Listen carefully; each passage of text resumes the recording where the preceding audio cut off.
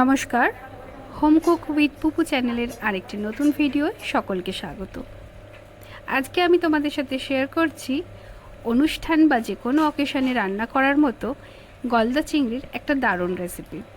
আর তার জন্য আমি এখানে চিংড়ি মাছগুলো ভালো করে ছাড়িয়ে জল ঝরিয়ে একটু নুন মাখিয়ে নিয়েছিলাম। এবার কড়াইতে সাদা তেল দিয়ে একটু গরম করে সব কটা মাছ এপিট ওপিট করে উল্টে ভেজে নেব। ঠিক মাছের কালারটা যখন একদম চেঞ্জ হয়ে যাবে, এরকম লাল হয়ে যাবে, তখন মাছগুলোকে একে একে তেল থেকে তুলে নেব।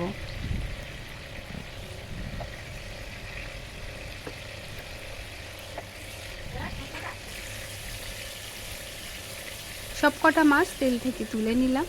এবার এই তেলেই আমি দিয়ে দিচ্ছি 2টো তেজপাতা, 3 থেকে 4টে এলাচ আর একটু দারচিনি। এবার এগুলোকে 30 সেকেন্ডের জন্য একটু নাড়াচাড়া করে নিয়ে এর মধ্যে দিয়ে দিচ্ছি আমি গ্রেট করে রাখা পেঁয়াজ। তোমরা চাইলে এই পেঁয়াজটাকে কিন্তু মিক্সিতে বেটেও নিতে পারো, কিন্তু পেঁয়াজ বেটে নিলে একটু বেশি জলজলে ভাব হয়ে যায়, তাই একটু ড্রাই রাখার জন্য আমি এগুলোকে মিহি করে গ্রেট করে নিয়েছি।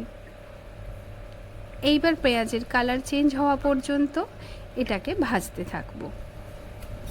এবার দিয়ে দিলাম 1 চামচ পরিমাণ রসুন বাটা। রসুন দিয়ে আরও 2 থেকে 3 মিনিট পেঁয়াজের সাথে এইভাবে কষিয়ে নেওয়ার পরে দিয়ে দিচ্ছি 1 চামচ পরিমাণ আদা বাটা।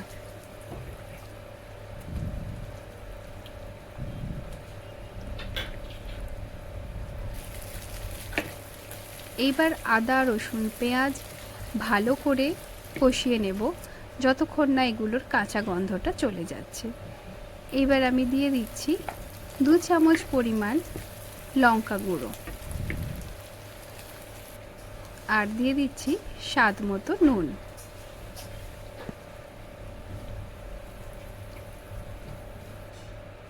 আবারও 3 থেকে 4 মিনিট কষিয়ে নেওয়ার পরে দিয়ে দিলাম এর মধ্যে নারকেল বাটা।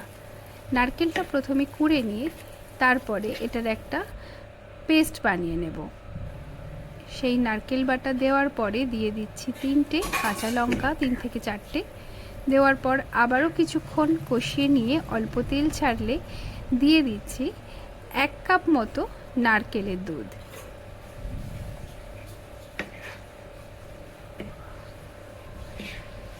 এইবার সব কিছু ভালো করে কষিয়ে একটু ফুটে উঠলেই 2 থেকে 4 মিনিট এটাকে ঢাকা দিয়ে একটু হাই ফ্লেমে ফুটিয়ে নেওয়ার পরে এর মধ্যে দিয়ে দেব ভেজে রাখা চিংড়ি মাছগুলো।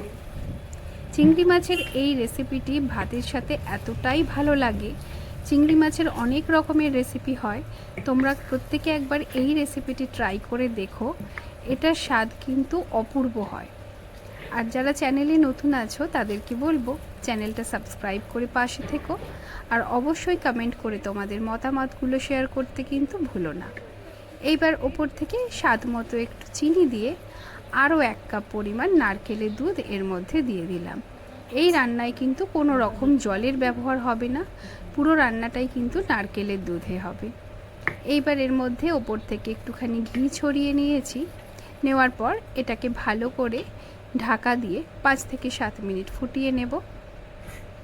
আমার এখানে 7টা গলদা চিংড়ি আছে, আর এতে আমার পুরো একটা নারকেলের ব্যবহার হয়েছে।